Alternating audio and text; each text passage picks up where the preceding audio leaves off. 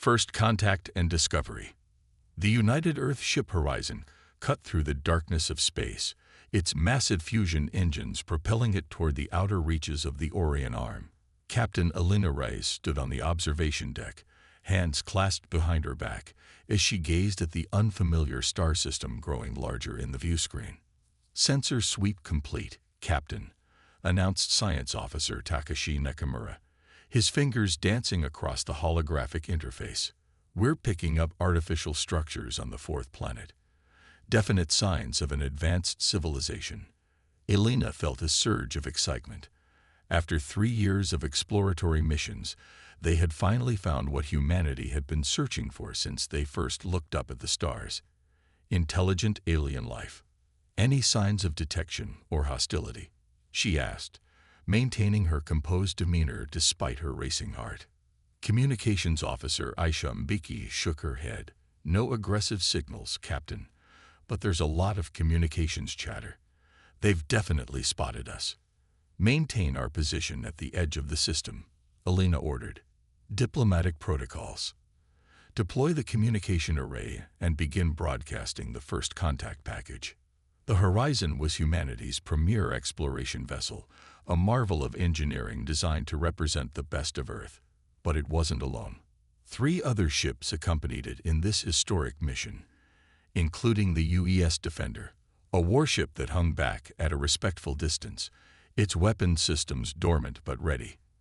The standard first contact package contained basic mathematical principles, scientific knowledge, cultural artifacts, and peaceful intentions.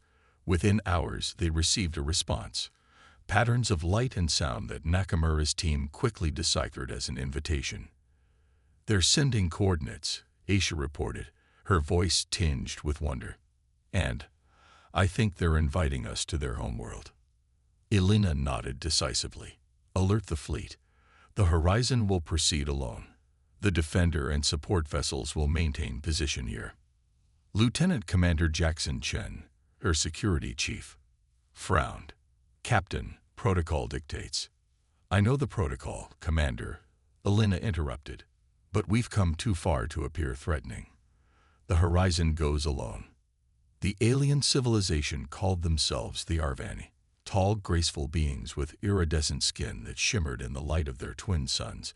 They welcomed the human delegation with elaborate ceremonies that the ship's AI translated as expressions of peace and curiosity.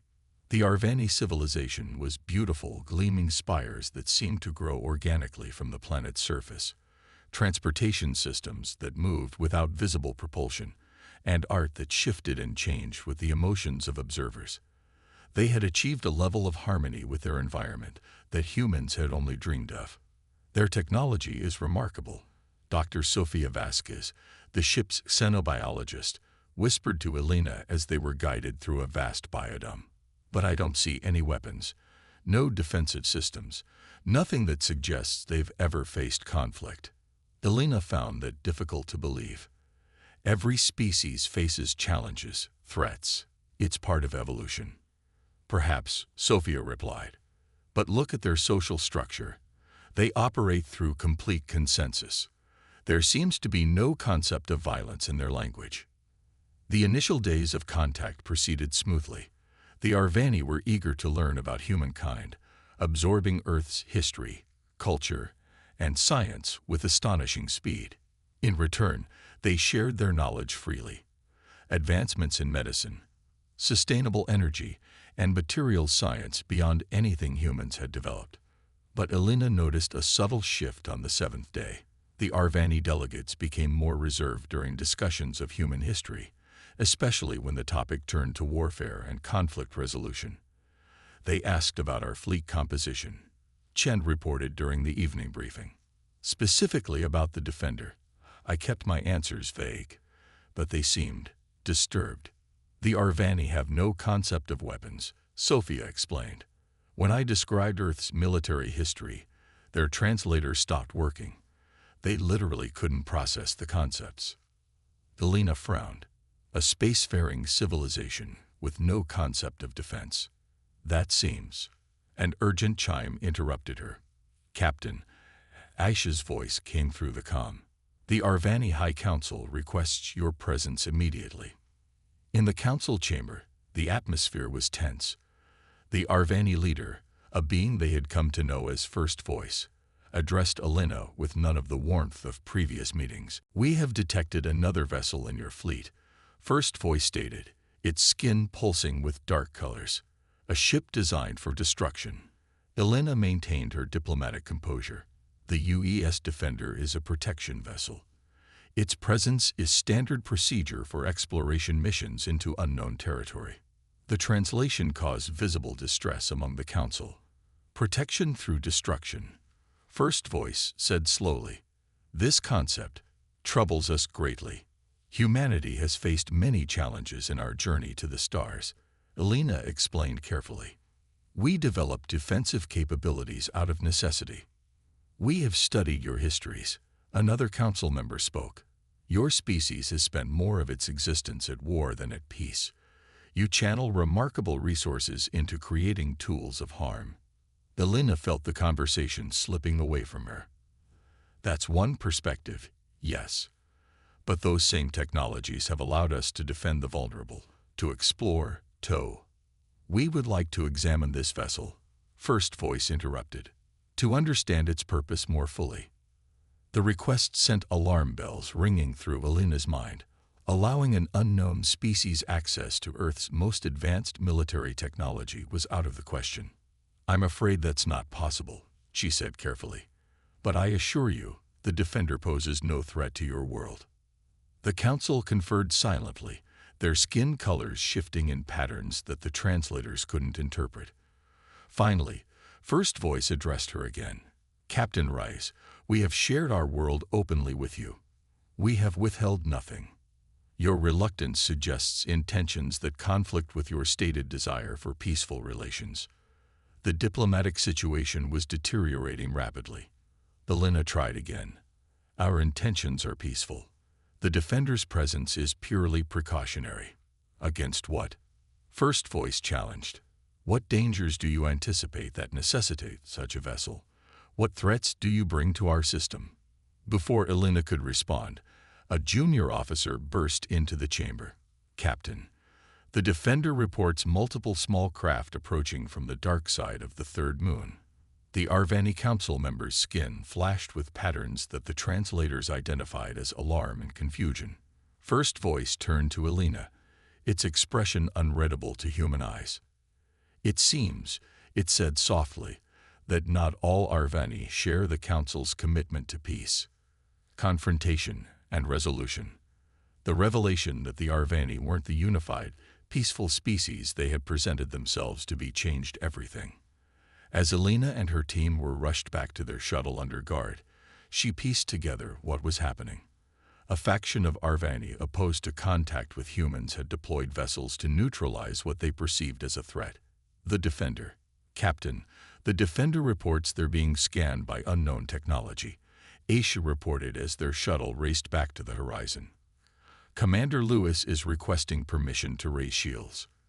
"Granted," Alina replied immediately. "But weapons remain offline. We're not firing first." The situation had spiraled beyond diplomacy. By the time the Horizon rejoined the fleet, a standoff had developed. 30 small Arvani vessels had surrounded the Defender, their intentions unclear but their position unmistakably hostile. "They're transmitting a message," Aisha announced on the Horizon's bridge. "Audio only." "Let's hear it," Alina ordered. A voice, harsher than any Arvani they had met, filled the bridge. "Human vessels. Your kind brings violence wherever you travel. We have studied your history, your wars, your weapons. You cannot be permitted to infect our civilization with your barbarism." Alina straightened her uniform and nodded to Aisha. "Open a channel." When the officer indicated it was ready, Alina spoke clearly. "This is Captain Alina Reyes of the United Earth Ship Horizon. We came in peace and maintained that intention. There has been a misunderstanding." "There is no misunderstanding," the voice interrupted. "Your vessel of war reveals your true nature. Depart our system immediately and do not return, or we will be forced to neutralize the threat you represent." Commander Lewis of the Defender appeared on a separate screen. "Captain, these vessels are emitting some kind of energy field we've never encountered. It appears to be building toward a discharge. Recommend immediate defensive measures." Elena faced an impossible choice. Retreat would mean failure of the mission and potentially close off this region of space to human exploration for generations. Standing firm risked conflict with a species whose technology they barely understood. "Commander Lewis, maintain defensive posture only," she ordered. "Activate countermeasures, but do not, I repeat, do not fire unless directly attacked." What happened next would be studied in Earth's military academies for decades to come.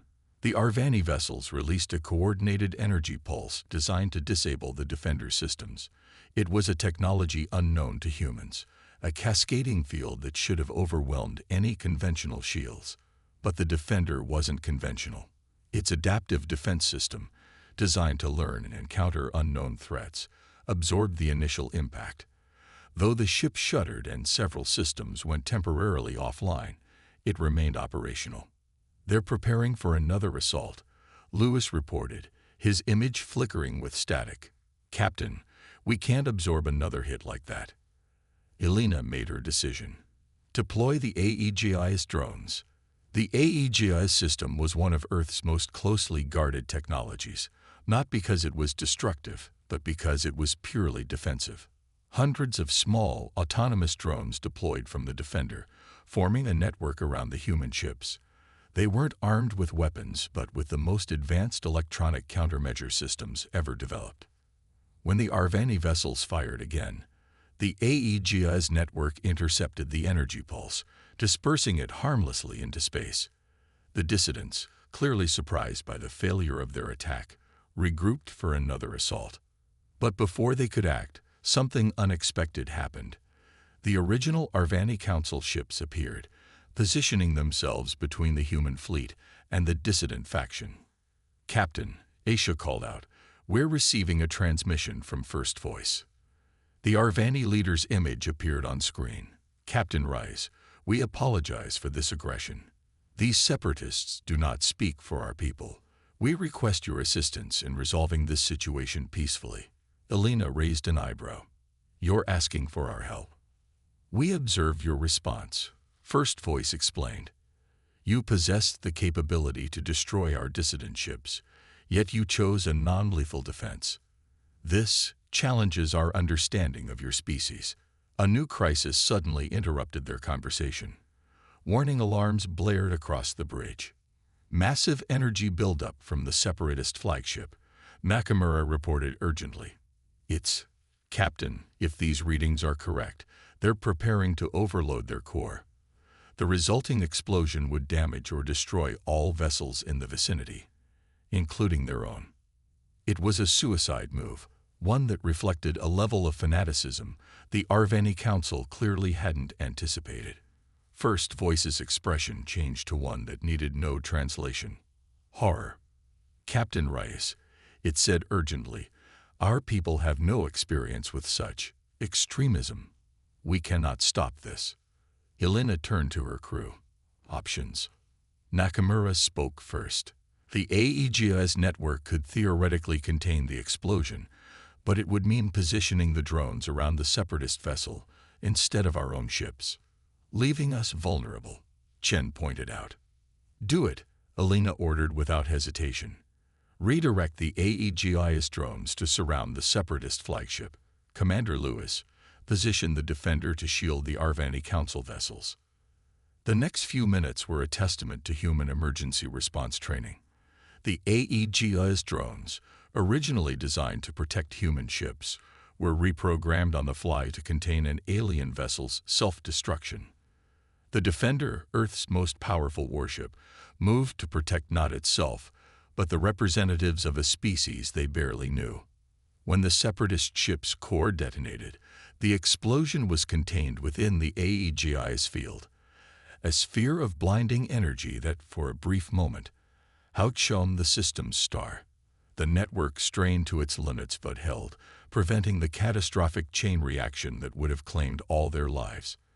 In the aftermath, As damage reports came in and medical teams treated the injured, Alina found herself back in discussions with the Arvani Council, but the dynamic had fundamentally changed.